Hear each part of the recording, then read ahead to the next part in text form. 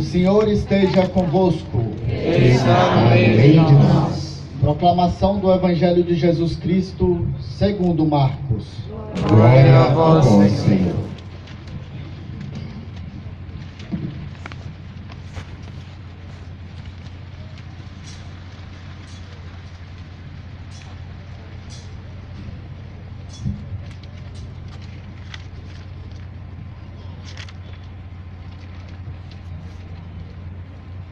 Naquele tempo, Jesus voltou para casa com seus discípulos. E de novo se reuniu tanta gente que eles nem sequer podiam comer. Quando souberam disso, os parentes de Jesus saíram para agarrá-lo, porque diziam que estava fora de si.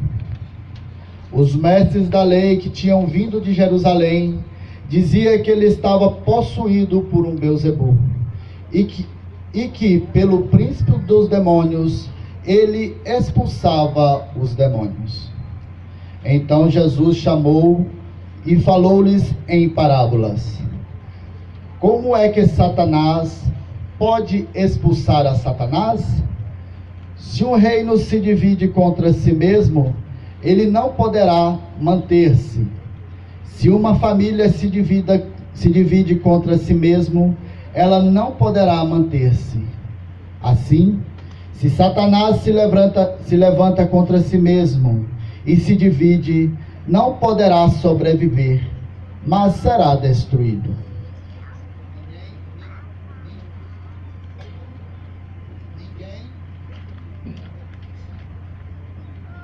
Ninguém pode entrar na casa de um homem forte para roubar seus bens, sem antes o amarrar.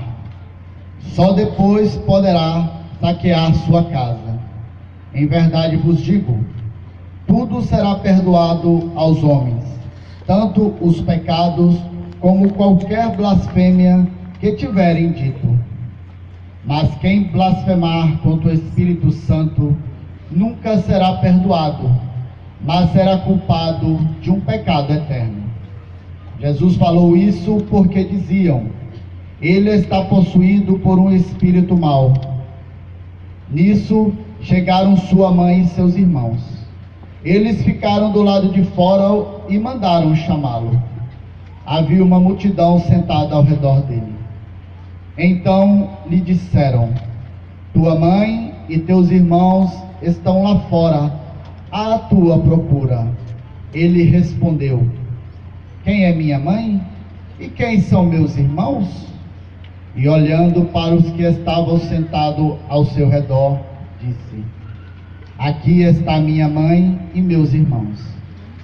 Quem faz a vontade de Deus, esse é meu irmão, minha irmã e minha mãe.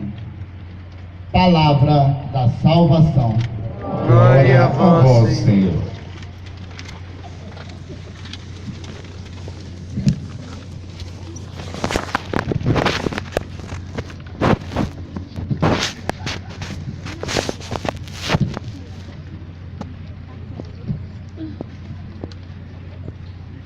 Queridos irmãos e irmãs, nós temos a graça de celebrar mais uma vez a nossa padroeira, o Coração Imaculado de Maria.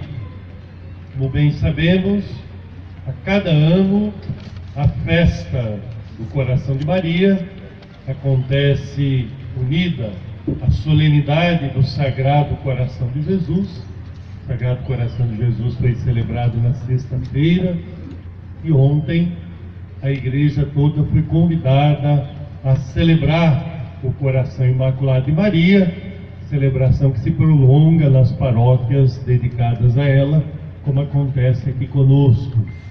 E a cada ano essa festa é móvel, isto é, a definição da sua data não depende do pároco nem do bispo, depende do calendário da igreja, do calendário da Páscoa, porque o Coração de Jesus e o Coração de Maria são celebrados sempre na semana seguinte do Corpus Christi, e Corpus Christi depende do calendário pascal. Por isso que a cada ano nós celebramos num dia, mas sempre na semana seguinte de Corpus Christi. e é uma ocasião importante para crescer na fé em Cristo através de Nossa Senhora, através da devoção a Nossa Senhora, crescer na fé, crescer no discipulado, isto é, no seguimento de Jesus Cristo, reconhecendo Jesus como Senhor, como Salvador, aquele que nasceu da Virgem Maria.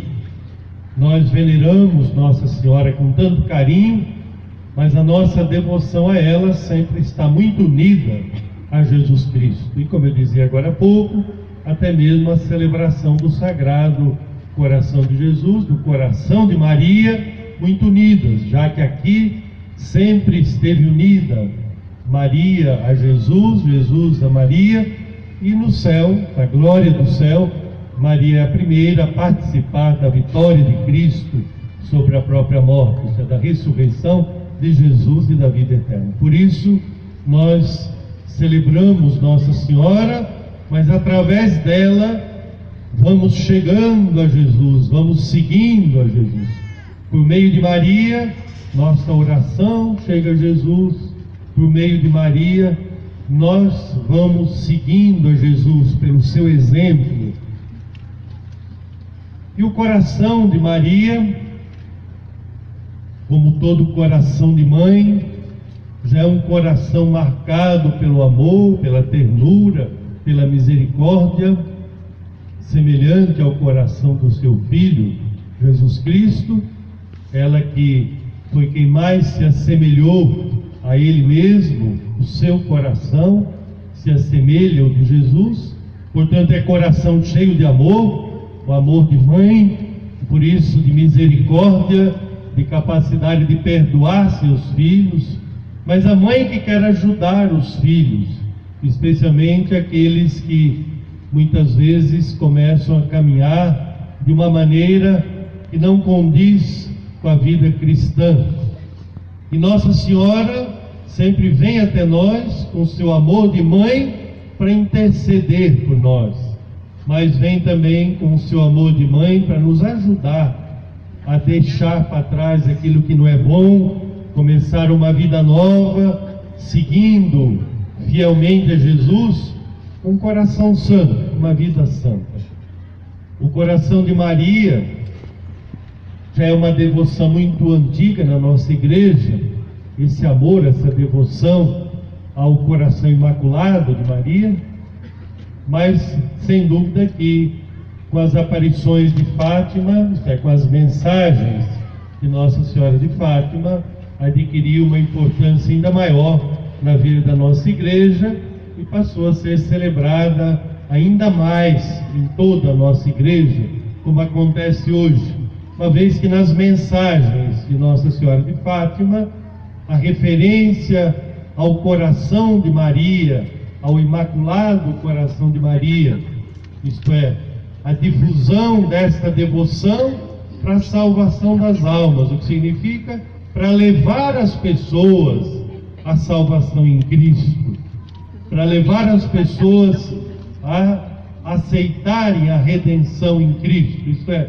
Jesus como Senhor, mas através da propagação da sua devoção, isto é, do coração de Maria, está lá nas mensagens de Fátima, o próprio Cristo triunfa, isto é, a vitória de Cristo, através de Nossa Senhora, isto é, através dessa devoção que vai se espalhando sempre mais, vai sendo cultivada cada vez mais, especialmente nas paróquias a ela dedicadas, como acontece aqui conosco. Mas nós queremos aprender muito com Nossa Senhora. Primeiramente, o próprio Evangelho, numa outra passagem, se refere a Maria que guardava tudo no seu coração, que meditava a palavra de Deus no seu coração.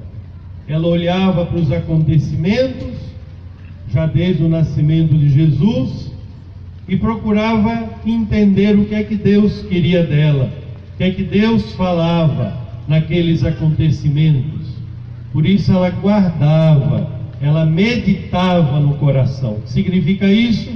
O coração de Maria é um coração orante, contemplativo, um coração aberto a Deus, mas a presença de Deus na vida.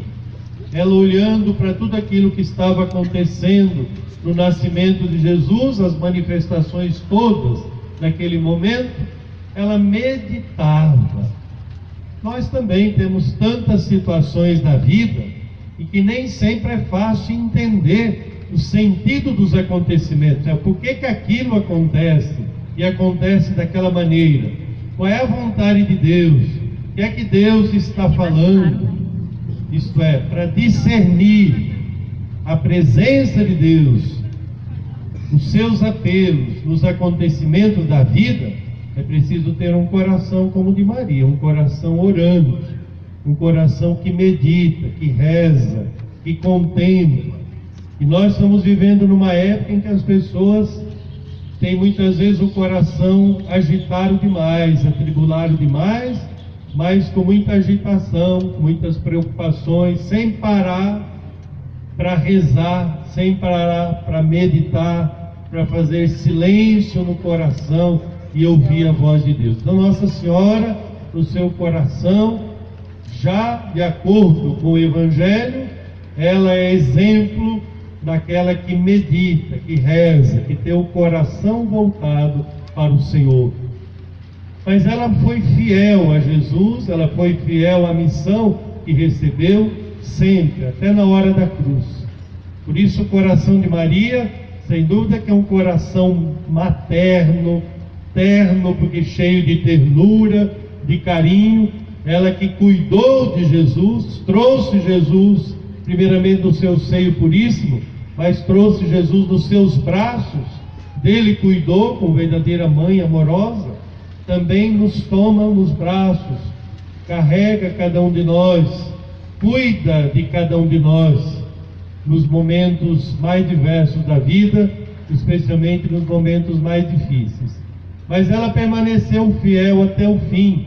O seu coração não é só um coração marcado pela ternura, mas pela dor.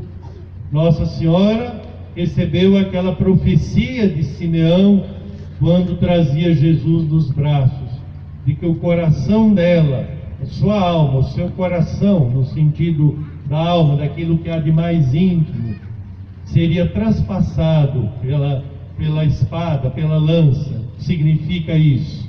Assim como seu filho Jesus na cruz teve o coração transpassado pela lança, ela também tem o seu coração marcado pela paixão de Cristo. Por quê? Porque foi fiel a Jesus e permaneceu com Ele. Quando foi preciso subir o Calvário, Nossa Senhora subiu. Quando foi preciso ficar aos pés da cruz, ela ficou. E diz o Evangelho, de pé, isto é, corajosa, sofrendo sim, como mãe com o coração cheio de dor. Mas ali estava Maria, sendo fiel até o fim, corajosa, firme na fé, porque unida a Jesus. O que ela fez, todas as mães são chamadas a viver, porque muitas são as mães que sofrem unidas a seus filhos, muitas são as mães que sofrem por causa dos próprios filhos, e Nossa Senhora dá o exemplo da mãe que permanece com o filho na hora do Calvário, na hora da cruz, com o coração cheio de ternura, mas com esse coração materno que sofre, e tem também a espada de dor, segundo a profecia de Simeão.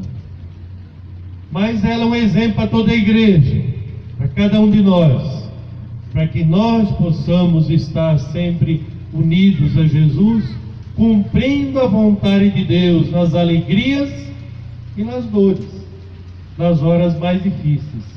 E é isso que dizia agora há pouco o Evangelho que nós acabamos de ouvir. O Evangelho de hoje tem vários temas, na palavra do pastor que está no nosso folheto litúrgico.